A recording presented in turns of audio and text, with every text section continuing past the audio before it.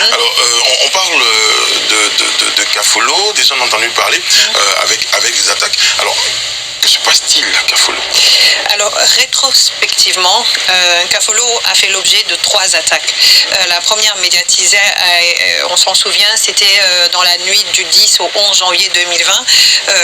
Ça a été un poste de sécurité qui a été attaqué et on a dénombré plus de 10 morts du côté des forces de l'ordre et des forces de défense et de sécurité. Après, il y a eu une autre attaque dans la nuit du 28 au 29 mars 2021, ça fait pas très longtemps, où il y a eu plus d'une soixantaine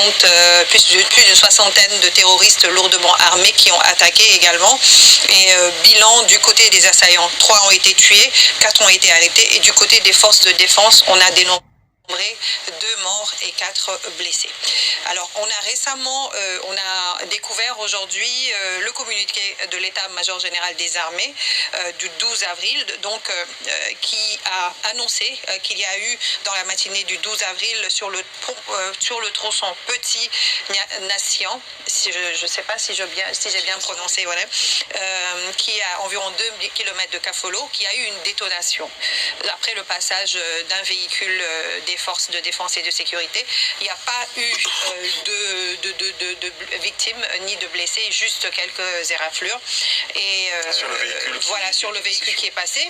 Et l'état-major général des armées a annoncé également le déploiement d'équipes spécialisées tout en invitant les populations au calme. Il les appelle à la vigilance et également à la collaboration avec les forces de défense. Très bien. Alors la première situation, je pense, qui nécessite la sortie le communiqué, j'ai envie de dire, ou la sortie de l'état-major, eh bien c'est parce que il y a eu 2 situations déjà à Kafolo. Les gens sont dans une forme de psychose. Et puis un jour, on entend une détonation sur les réseaux sociaux. Il y a déjà un moment de panique. Tout de suite, on a fait penser, on a parlé d'une 3e attaque éventuellement. Tout à fait, justement. Alors on n'en est pas là. Et tout à l'heure, quand tu parlais de 3 attaques, c'est 2 attaques. Là, je pense que nous sommes dans une situation post-attaque, puisque au lendemain de la 2e attaque, je pense que un engin explosif m'avait déjà été trouvé, je crois.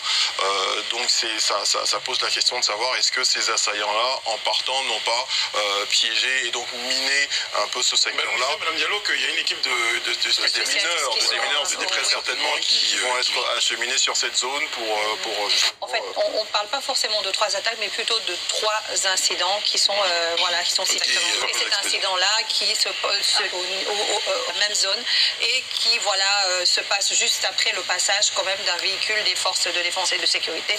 C'est à se poser des questions. C'est là que je me pose la question justement sur ce communiqué. De toute façon, on sait très bien que l'armée, c'est la grande muette. Là-bas, on ne dit pas tout. Voilà, c'est comme ça que l'armée se laisse appeler. Je pense bien, en tout cas, tant que ce n'est pas d'une importance capitale, on fait tout pour apaiser les gens, pour ne pas paniquer. Qu'est-ce que vous voulez dire? Justement, j'y arrive. Quand je lis ce communiqué-là, on fait tout pour minimiser les faits. On nous dit qu'un engin explose au passage. D'ailleurs, si je lis, je peux bien me dire un incident est survenu sur le tronçon Petit-Niassan, Kafolo, à environ 2 km de cette dernière localité. Il s'agit de la détonation d'une charge explosive au passage d'un véhicule de liaison de la gendarmerie nationale. Donc au passage, détonation d'une charge explosive. Oui. On ne nous dit pas non plus que c'est des démineurs, on nous dit que c'est une équipe spécialisée qui va aller pour moi, c'est juste une question de... Pour moi, c'est une question de détonation. C'est le lieu attendez, mais moi j'aimerais bien la suite. Voilà, oui, termine. Je veux bien comprendre. Une détonation au passage d'un véhicule. Généralement, pour ceux qui regardent beaucoup de films de guerre comme moi, un véhicule, soit une mine et il y a une détonation, donc à ce niveau-là, on peut comprendre qu'il y ait que le véhicule soit endommagé au niveau extérieur si la mine était de faible amplitude, en tout cas si l'explosion était de faible amplitude, ou alors qu'il y ait eu une attaque spécialement dirigé sur le camion. Bon, pour l'instant, comme on n'a pas toutes les informations dans ce communiqué, c'est pour ça que je table pour dire que ce n'est pas une attaque. Ce que j'aimerais comprendre, Serge, j'aurais voulu qu'ils disent quoi pour que les choses soient claires comme tu le penses. Quelle aurait été la phrase idéale pour toi dans ce cas de figure? Je pense qu'ils ne peuvent pas non plus s'aventurer à nous dire que c'est sur le passage, que le camion a roulé sur une mine si les enquêtes ne sont pas terminées et que les spécialistes sur place n'ont pas fini de nous dire que c'était une mine ou pas.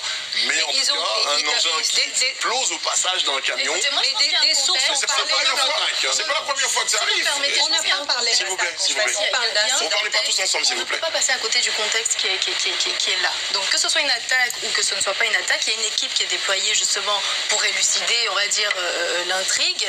Et moi je pense que de toute façon, la psychose des populations, elle se justifie parce qu'il y a eu des attaques. Et donc aujourd'hui, tout le monde est un peu sur ses gardes. Donc c'est normal qu'on envoie des équipes spécialisées pour chercher à comprendre ce que c'est. Si ce n'est pas une attaque, ben, j'ai envie de dire tant mieux, mais c'est le lieu et c'est le rôle même, et c'est le rôle justement de l'état-major général des armées d'appeler à la vigilance des populations. Mais je pense qu'au-delà de cela, il faudrait arrêter. Enfin, je pense que l'État a fait un énorme travail de fond dans le déploiement des forces de défense et de sécurité pour, on va dire, canaliser un peu les portées de ces attaques dans cette zone-là principalement.